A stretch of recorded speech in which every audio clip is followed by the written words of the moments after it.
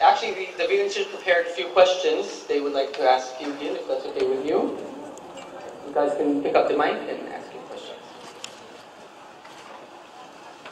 One of the trends in cybersecurity is carbon hacking.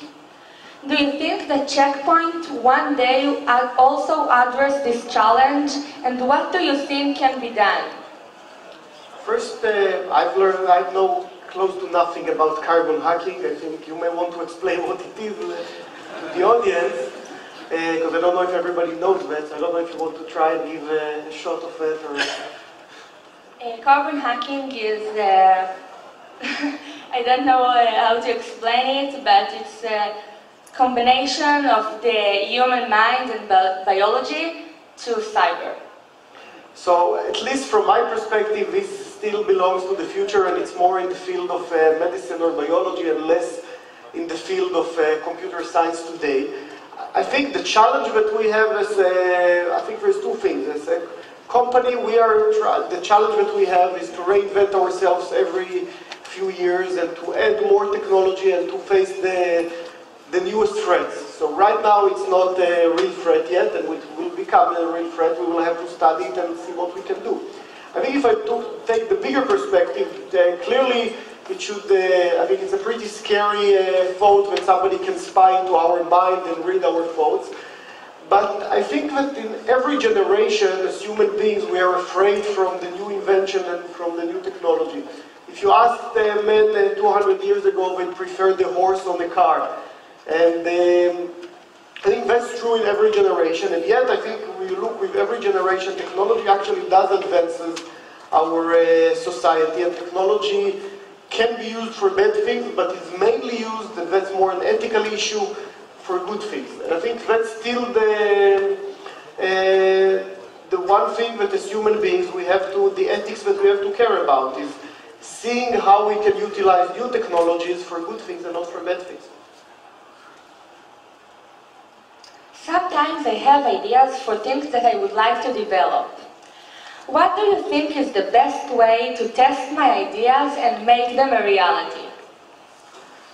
I think when you develop something, you have to think first what's your goal. Is your goal to do something fun? You can develop it, it's great. If your goal is to solve a problem of your own, then you can think whether you're solving that problem. If you're trying to start a bigger enterprise or a bigger effort in that space, you need to see what's the target audience and check first if you can solve the problem, and mainly if the target audience is interested in your problem. So it's asking people. I mean, if you have that application, would you buy it? Would you use it? What would you do with it? And in many cases we see that some of our best ideas don't have a market. People are not interested in them. It doesn't mean that they are not good ideas. It doesn't mean that they won't find a place in our world. But it's going to be a much tougher road, and maybe it's not the right time. So I think the main thing is ask relevant people whether they'd like to see that idea, and I think then you get a lot of wisdom. You see, sometimes learn that ideas that you have already exist. You sometimes learn that people are interested in things in the same space but slightly different. And I think that's a very important lesson for every entrepreneur. If you were a high school student today, what would you study? I think first I'd study what I'm interested in and what makes me enjoy life. If you ask me personally, I studied computer science. I still think it's probably the best thing to learn for the future.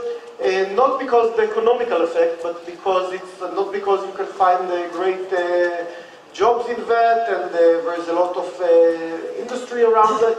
I think the main reason is because it's very creative. In computer science, it's one of the very, very few professions that every person, whether it's a young kid or an older developer, can go to the office and create something completely new, and really goes into the imagination and creativity that's hard to find in our world. And that's the very, very unique thing in computer science, still is today.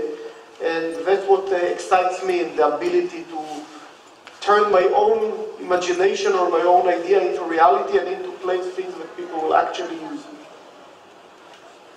When will computer science match human? When will computers match human intuition? And in what subject will it happen first?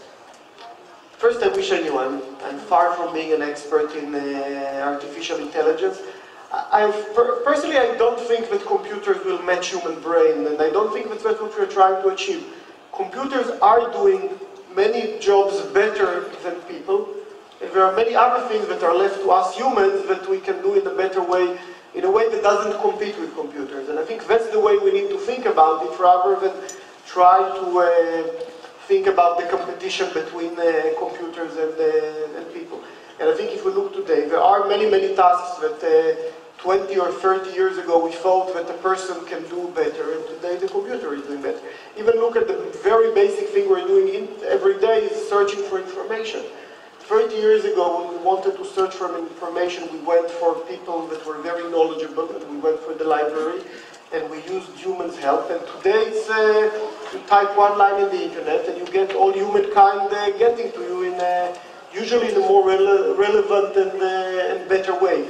So that's matching what people used to do in the past, or exceeding it actually. Thank you. Okay, everyone, please thank me together with me. Thanks Gil and David for joining us today.